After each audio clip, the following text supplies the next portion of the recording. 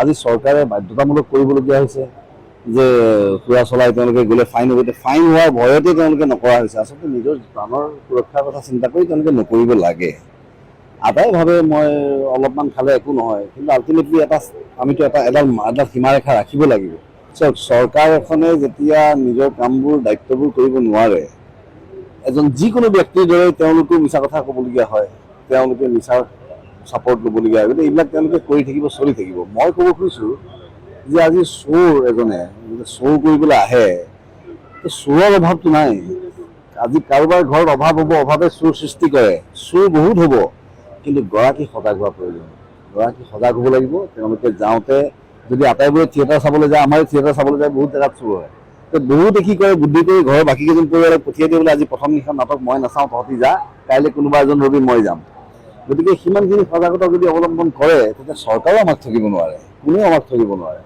লগতে শিক্ষা দীক্ষাৰ কথা আছে, আইনখন জানিব লাগে, সংবিধানখনৰ কথা জানিব লাগে।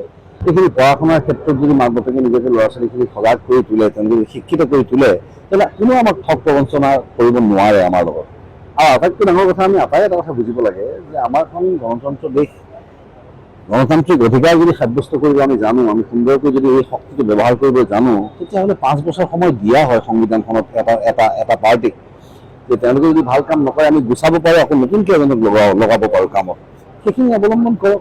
কেৱল সৰু সুৰা এটা দুটা ঠিকা থুকনিৰ লোভত যেন তেওঁলোকে দেশখন বিক্ৰী নকৰে। আজি চৰকাৰে বাধ্যতামূলক কৰিবলগীয়া হৈছে যে সুৰা চলাই তেওঁলোকে গ'লে ফাইন হ'ব। ফাইন হোৱাৰ ভয়তে তেওঁলোকে নকৰা হৈছে। আচলতে নিজৰ প্ৰাণৰ সুৰক্ষাৰ কথা চিন্তা কৰি তেওঁলোকে নকৰিব লাগে।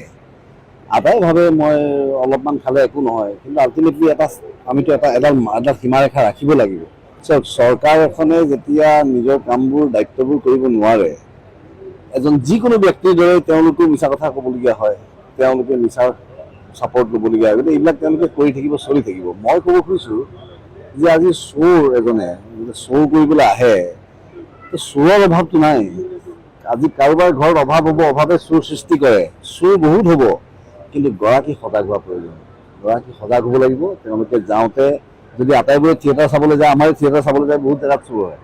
বহুতে কি কৰে, বুদ্ধি কৰি ঘৰৰ বাকী কেইজন পৰিয়ালক পঠিয়াই দিয়ে বোলে, আজি প্ৰথম নিশা নাটক মই নাচাওঁ, তহঁতি যা, কাইলৈ কোনোবা এজন ৰবি মই যাম। গতিকে সিমানখিনি সজাগতা যদি অৱলম্বন কৰে, তেতিয়া চৰকাৰেও আমাক ঠগিব নোৱাৰে, কোনেও আমাক ঠগিব নোৱাৰে। লগতে শিক্ষা দীক্ষাৰ কথা আছে, আইনখন জানিব লাগে, সংবিধানখনৰ কথা জানিব লাগে। এইখিনি পঢ়া শুনাৰ ক্ষেত্ৰত যদি মাক বাপেকে নিজকে ল'ৰা ছোৱালীখিনি সজাগ কৰি তোলে, তেওঁলোকে শিক্ষিত কৰি তোলে, তেতিয়াহ'লে কোনেও আমাক ঠগ প্ৰবঞ্চনা কৰিব নোৱাৰে আমাৰ লগত। আৰু আটাইতকৈ ডাঙৰ কথা, আমি আটাই এটা কথা বুজিব লাগে যে আমাৰখন গণতন্ত্ৰ দেশ। গণতান্ত্ৰিক অধিকাৰ যদি সাব্যস্ত কৰিব আমি জানো, আমি সুন্দৰকৈ যদি এই শক্তিটো ব্যৱহাৰ কৰিব জানো, তেতিয়াহ'লে 5 বছৰ সময় দিয়া হয় সংবিধানখনত এটা পাৰ্টিক, যে তেওঁলোকে যদি ভাল কাম নকৰে আমি গুচাব পাৰোঁ, আকৌ নতুনকৈ এজনক লগাব পাৰোঁ কামত। সেইখিনি অৱলম্বন কৰক। কেৱল সৰু সুৰা এটা দুটা ঠিকা থুকনিৰ লোভত যেন তেওঁলোকে দেশখন বিক্ৰী নকৰে।